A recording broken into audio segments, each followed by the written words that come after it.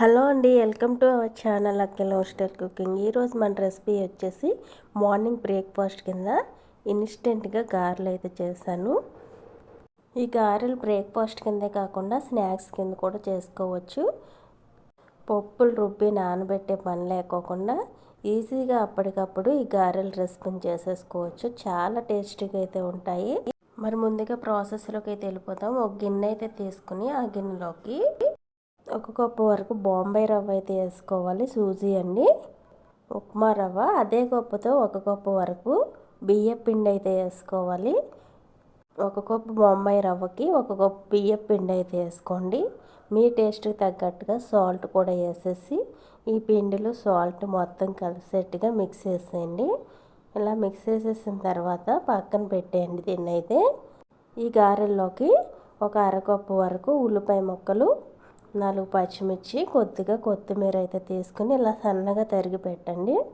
Next వచ్చేసి stove on చేసి pan పెట్టి దానిలోనికి 1 టేబుల్ స్పూన్ వరకు ఆయిల్ అయితే పోయండి. ఆయిల్ కొద్దిగా వేడైన తర్వాత 1 స్పూన్ వరకు జీలకర్ర వేసి కొద్దిగా ఫ్రై అవనిచ్చి ఇలా ఫ్రై అయిన తర్వాత దీనిలో కట్ చేసి పెట్టిన ఉల్లిపాయ ముక్కలు, పచ్చిమిర్చి అయితే వేసేసుకోండి.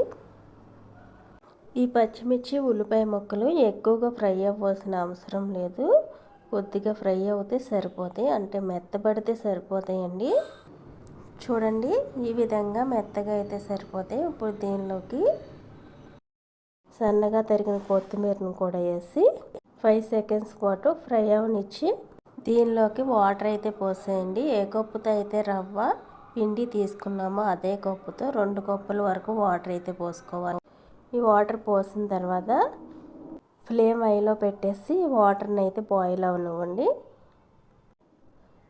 చూడండి, ఇవి మరుగుతుండగా ఈ విధంగా మరిగినప్పుడు ఫ్లేమ్ లోలో అయితే పెట్టేసి ఒక చేత్తో రవ్వ కొద్ది కొద్దిగా పోసుకుంటూ మరొక చేత్తో గరిటతో ఇలా కలుపుతూ అయితే ఉండండి. ఎక్కడ ఉండలు లేకుండా మొత్తం మిక్స్ అయ్యేలాగైతే కలపాలి. చూడండి, ఇలా కలుపుతూ ఉండగానే ఇదైతే గట్టిపడుతుంది. ఇలా గట్టిగా అయిన తర్వాత స్టవ్ ఆఫ్ చేసేయండి. దీన్ని అయితే ఇప్పుడు చల్లారనిద్దాం. ఇది పూర్తిగా చల్లారిన తర్వాత దీన్ని 2 నిమిషాల పాటు అయితే కలపండి. ఇలా ఉండలా చేస్తూ కలుపుతూ అయితే ఉండాలి. ఈ విధంగా కలిపేసిన తర్వాత ఈ పిండిని వచ్చేసి ఇప్పుడు గారెల్లో అయితే ఒత్తుకోవడమే.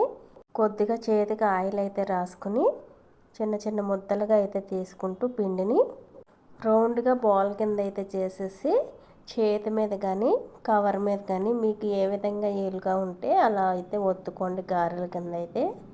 నేనైతే ఇప్పుడు చేతి మీద అయితే ఒత్తుతున్నాను. నాకు ఇలా చేస్తేనే ఈజీగా అనిపిస్తుందండి. ఇలా అరచేతి మీద అయితే బాల్ని అయితే పెట్టి కొద్దిగా ఫ్రెష్ చేసేసి ఈ విధంగా అయితే గారెల కింద ఒత్తేసుకోవచ్చు. చాలా బాగా అయితే వస్తాయి ఇలా. ఇప్పుడు కవర్ మీద అయితే చూపిస్తాను. మీరు కావాలంటే ఇలా కవర్ మీద కూడా ఈజీగా అయితే చేసేసుకోవచ్చు. ఇట్లా ఏదైనా కవర్ అయితే తీసుకొని ఇలా ఒత్తుకుంటూ గారెను అయితే చేసేసుకోవచ్చు. ఇలా పిండి అంతటిని గారెలు అయితే చేసేస్తాను. ఇలా గారెల కింద చేసేసిన తర్వాత డీప్ ఫ్రై అయితే చేసేసుకుందాం. డీప్ ఫ్రై సరిపడా ఆయిల్ అయితే పెట్టుకోవాలి. స్టవ్ ఆన్ చేసి ఆయిల్ బాగా వేడైన తర్వాత మీడియం ఫ్లేమ్లో పెట్టేసి గారెలను అయితే వేసుకోవడమే. ఇలా ఆయిల్ సరిపడా గారెలు అయితే వేసేసి వెంటనే అయితే రెండో వైపుకి తిప్పకండి. 2 నిమిషాలు ఆగిన తర్వాత రెండో వైపు తిప్పండి. గారెలు అనేవి విడిపోకుండా అయితే ఉంటాయి. మీరు వెంటనే తిప్పినట్లయితే గారెలు బ్రేక్ అయిపోతే విడిపోయే అవకాశం అయితే ఉంటుంది.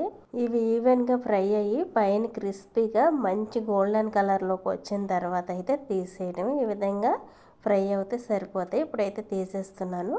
మిగిలిన గారెలను కూడా సేమ్ అదే విధంగా డీప్ ఫ్రై చేసుకోండి. మీరు హై ఫ్లేమ్లో పెట్టేశారనుకోండి, పైన అయితే కలర్ వచ్చేస్తే లోపలైతే సరిగ్గా ఉడకవు.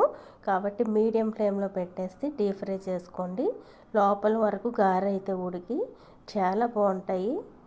ఇలా అయితే ఇన్స్టెంట్గా గారెలు అయితే చేసేసుకోవచ్చు. ఈ గారెలను పిల్లల నుంచి పెద్దల వరకు ఇంట్లో అందరూ చాలా ఇష్టంగా అయితే తింటారు. చాలా క్రిస్పీగా కూడా వచ్చాయి.